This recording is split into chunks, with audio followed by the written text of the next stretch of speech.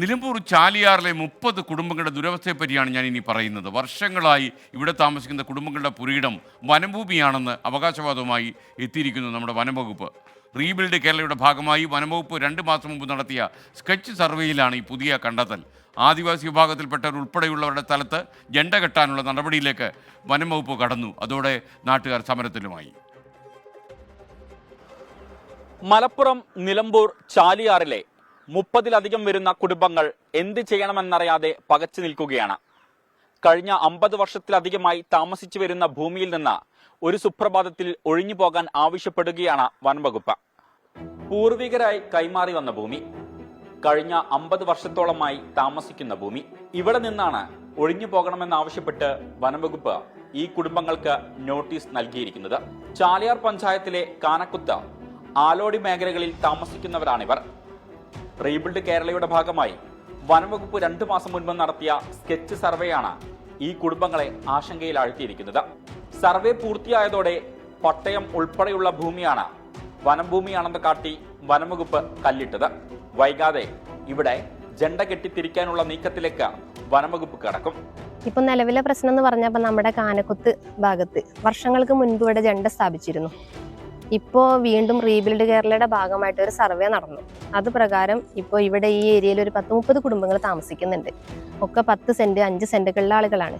അവരുടെ ഭൂമിയുടെ അപ്പുറത്താണ് ഇപ്പോൾ അവർ ജെണ്ട സ്ഥാപിച്ചിട്ടുള്ളത്. അപ്പോൾ ആദ്യം സ്ഥാപിച്ച ജെണ്ട അവരുടെ അതിർത്തി അല്ല എന്നുള്ളൊരു കണക്കൂട്ടലാണ് ഇപ്പോൾ വനംവകുപ്പ്. ഇപ്പോൾ പുതിയതായിട്ട് ഇവരുടെ ഭൂമിയുടെ സൈഡിൽ ജെണ്ട സ്ഥാപിച്ചിട്ട് ഇതാണ് വനഭൂമി എന്നാണ് ഇപ്പോൾ അവർ പറയുന്നത്. വനംവകുപ്പ് 2009-ൽ പ്രദേശത്ത് ജെണ്ട കെട്ടിത്തിരിച്ച് വനംഭൂമിക്ക് അതിരിട്ടിരുന്നു.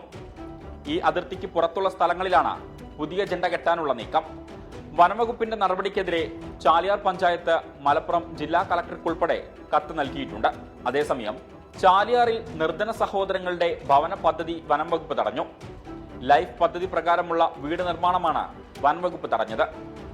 ഇവരുടെ 10 സെന്റ് ഭൂമി വനംഭൂമിയാണെന്നും സർക്കാർ പദ്ധതി പ്രകാരം വീട് നിർമ്മാണത്തിന് ഫണ്ട് അനുവദിക്കരുതെന്നും കാട്ടി വനംവകുപ്പ് ചാലിയാർ പഞ്ചായത്ത് സെക്രട്ടറിക്ക് കത്ത് നൽകി.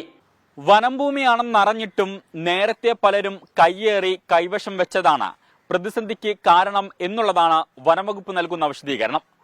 അപ്പോഴും 30-ലധികം വരുന്ന കുടുംബങ്ങൾ എന്ത് ചെയ്യണം എന്ന ചോദ്യം നിലനിൽക്കുകയാണ്.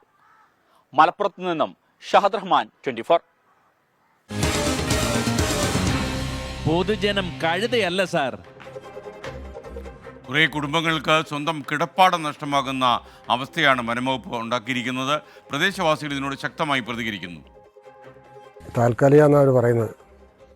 ഇപ്പോൾ പുതിയതായിട്ട് വന്നപ്പോൾ ഇതിൻ്റെ ഒക്കെ കുറേ താഴെ പോയിരിക്കുന്നു പുതിയ ജെണ്ട. ഇതിൻ്റെ ഉള്ളിലുള്ള ആൾക്കാരെന്താ ചെയ്യുക? എവിടെ പോകും? ഒരു 5 സെന്റ് സ്ഥലം പോലും മേടിക്കാൻ കഴിയില്ല.